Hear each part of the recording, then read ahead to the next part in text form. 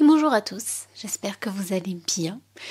On se retrouve aujourd'hui dans un cadre un peu différent, on est dans mon lit parce qu'en fait il fait super froid. Comme vous avez pu le constater, la semaine dernière il n'y a pas eu de vidéo. Et vous avez probablement vu tous ces petits patchs sur moi. Alors je vous rassure, je ne me suis pas coupée, il s'agit de salon passe. Actuellement je teste tout ce qui est possible pour réduire l'inflammation.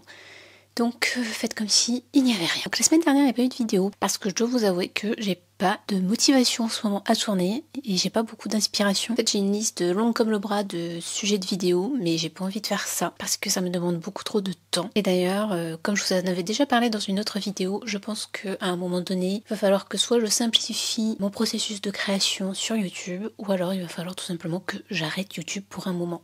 On verra. On se retrouve aujourd'hui pour parler bouquins. Je ne vais pas faire le point sur toutes les lectures que j'ai faites depuis le début de l'année. Je vais juste parler des lectures que j'ai faites le mois dernier et ce début de mois de juin. Je vous montre ma palle et je vous montre ensuite les derniers achats parce que j'ai acheté des bouquins encore. Il faut que je m'arrête. En fait, le problème, c'est que je vais dans une petite librairie qui fait du dépôt-vente, donc les bouquins sont vraiment pas chers et parfois, ils sont de bonne qualité, quoi. Bref, on reviendra sur ce tas après. Pour le moment, je voulais vous parler de mes dernières lectures. Alors, on va commencer par Ça raconte Sarah. J'ai pris ce livre suite aux recommandations de Eve Antonoff. Bon, honnêtement, je n'ai pas trop accroché.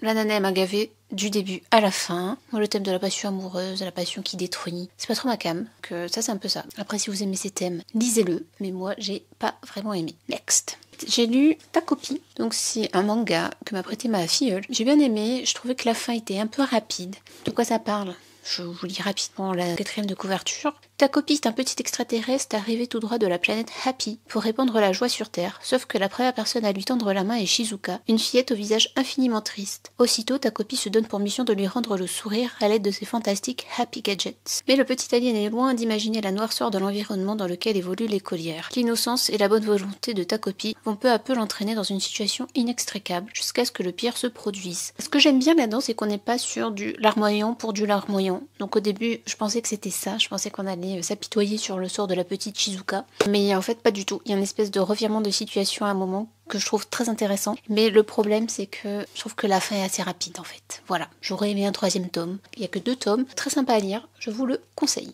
Ensuite, nous avons Modankawa, Kilomètre Zéro. Alors, ce livre a fait un tollé comme le fait la plupart des livres un peu spirituels, comme l'a fait Le Secret, Les 4 accords Toltec et compagnie.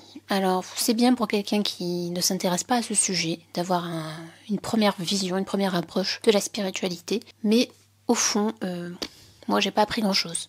Je trouve que c'est un medley de tout ce que j'ai déjà lu et vu ailleurs, et du coup, je suis pas convaincue. Si vous connaissez rien à la spiritualité, je vous le conseille. Si vous avez déjà lu des livres spirituels, écoutez des émissions qui traitent des énergies, de leçons de vie, etc., je vous le conseille pas. Ou alors peut-être pour une petite piqûre de rappel, mais voilà. Donc pas convaincue. Alors j'ai lu aussi Salle de classe, je l'ai pas avec moi. Vous avez déjà fait un retour dans la précédente vidéo, donc je vais pas revenir sur Salle de classe. Très particulier, il faut avoir le cœur accroché, je pense, pour le lire, et il faut pas travailler dans le social. Voilà, en résumé. J'ai lu Mathias Malzieu, Maintenant qu'il fait tout le temps nuit sur toi. Le titre est très poétique, l'histoire très imagée. Parfois, on perd un peu le fil de la comparaison. C'est l'histoire d'un deuil. C'est un garçon qui a perdu sa maman et en fait, il va expliquer comment il va réussir à surmonter ce deuil. J'ai pas trop aimé. Après, je trouve que ça raconte plutôt bien le deuil et les sentiments qu'on peut avoir après la mort d'un proche. Notamment au début, tout le passage sur l'enterrement, la veillée. Ça résonne avec une partie de nous, forcément. Mais bon, après, j'étais pas forcément dans un mood où j'avais envie de lire ce genre de livre aussi. Donc, pourquoi pas. Ensuite, on a La fin de la nuit, qui est la suite de Thérèse Desqueraux. Alors Thérèse Desqueraux, j'ai adoré, mais là, La fin de la nuit, j'ai trouvé ça un peu simple. Je trouve que l'écriture était beaucoup moins belle, beaucoup moins travaillée. Ça se lit très vite, très facilement. Mais après, le personnage de Thérèse m'intrigue énormément et j'aime toujours autant sa personnalité. Aussi bizarre que ça puisse paraître pour ceux qui l'ont lu. Donc rien que pour le personnage de Thérèse, je le recommande. Et enfin, j'ai lu Regard, donc pareil, un roman graphique que m'a prêté ma filleule, et je dois avouer qu'il était très bien. Donc c'est l'histoire d'un garçon qui perd la vue suite à un accident. Déjà les images elles sont incroyables, le dessin magnifique, on est vraiment plongé dans toute l'angoisse du personnage et en fait il est aussi très visuel pour un livre sur les aveugles. C'est très intéressant aussi sur comment on vit, comment on traverse un tel traumatisme. Et l'auteur disait qu'il envisageait même de faire une version pour aveugles. Sur la couverture il y a du braille, mais après à l'intérieur il n'y a rien. En tout cas très intéressant, j'ai beaucoup aimé cette petite lecture. J'aime bien faire des pauses romans graphiques, BD, manga entre mes lectures. Ça permet de lire plus aussi et de découvrir autre chose. Donc là c'était pour la partie livres lus ces dernières semaines. Là on va passer à ma pile à lire du mois, donc partie 2.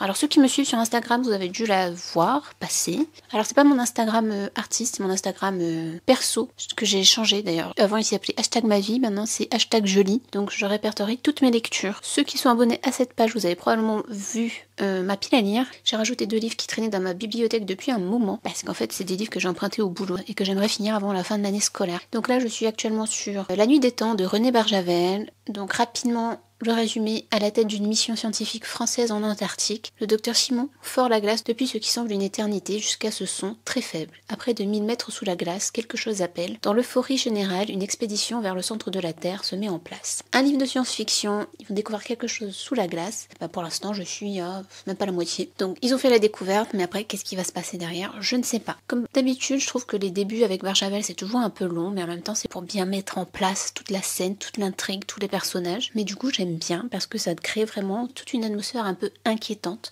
Donc pour l'instant, j'aime bien. On a Une vie comme les autres, qui est ce gros pavé que vous avez sûrement dû voir sur internet, qui est le livre le plus triste de l'année, selon TikTok, je crois. Je pense que je vais le lire pendant les vacances de juillet. Donc un beau pavé à lire cet hiver. Parce que oui, on est en hiver. Ensuite, j'ai Isabelle Allende, mais je crois que vous en avez déjà parlé. Je ne développe pas plus parce qu'en fait, dans une vidéo, j'en parle. J'ai emprunté ce bouquin au boulot, donc à lire rapidement. Donc après Barjavel, je pense que je m'attaque à ça. Il s'agit de La Petite Roque et autres contes noirs de Guy de Maupassant. J'ai jamais lu La Petite Roque, donc on va découvrir ça. En plus à la rentrée des 4e, ça va m'être très utile. Et enfin, on a Joël Dicker, L'énigme de la chambre 622. Je sais plus si j'avais lu l'extrait, donc je vous lis rapidement le résumé. Une nuit de décembre, un meurtre a lieu au Palace de Verbier dans les Alpes suisses. L'enquête de police n'aboutira jamais. Des années plus tard, au début de l'été 2018, lorsqu'un écrivain se rend dans ce même hôtel pour y passer des vacances, il est loin d'imaginer qu'il va se retrouver plongé dans cette affaire. Que s'est-il passé dans la chambre 622 du Palace de Verbier? Avec la précision d'un maître horloger, blablabla, blablabla, du Joël Dicker, quoi. Donc je pense que je vais passer un bon moment avec ce livre. Donc ça, c'est ma pile à lire pour ces vacances. Et maintenant, on passe à la dernière partie, qui est la liste de mes dernières acquisitions. J'ai l'impression que je parle super vite là, donc je vais peut-être ralentir un peu le rythme. On n'est pas pressé, ma grande. J'achète plus de livres en librairie, ou alors très peu, sauf les gros bouquins. Et sinon, je vais dans une petite boutique de dépôt-vente. Et là, c'est ce que j'ai fait. Et le problème, c'est qu'à chaque fois que je pars dans cette boutique, j'achète des livres. Ça ne va pas, madame, ça ne va pas. Donc là, j'étais accompagnée de la fille que j'ai rencontrée grâce à YouTube. Bisous à Charlotte si tu passes par là. Et donc, elle m'a conseillé plein de bouquins. Et moi, je craque facilement. Donc, j'ai trouvé pour 2 € Tout le bleu du ciel. À un moment donné, on ne parlait que de ce livre sur internet. Donc, je me suis dit que j'allais le lire.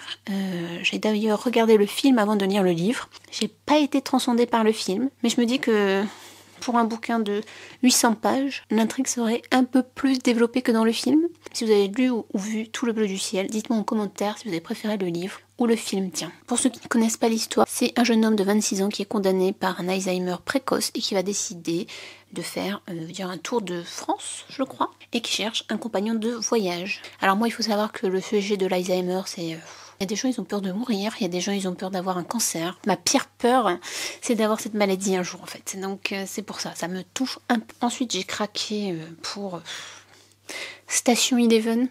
J'ai le livre sur ma liseuse, mais j'avais envie d'avoir le livre version papier parce que j'ai envie de le relire. J'ai adoré la série. Dans mes souvenirs, j'avais aimé le livre aussi. Donc voilà, j'avais juste envie de le relire et de le faire découvrir surtout aux gens. Parce que oui, il faut prêter ses livres, messieurs, dames. Alors, prêtez vos livres qu'il y a des gens qui vous les rendent par pitié. Il faut que ça vive un livre. On n'est pas obligé tous d'avoir Station Eleven dans sa bibliothèque pour pouvoir le lire. Voilà. Vos amis, ce sont aussi des mini-médiathèques. Enfin voilà, donc j'ai repris ce livre que je lirai probablement l'année prochaine, je pense. Ma palle est beaucoup trop grande cette année pour l'ajouter.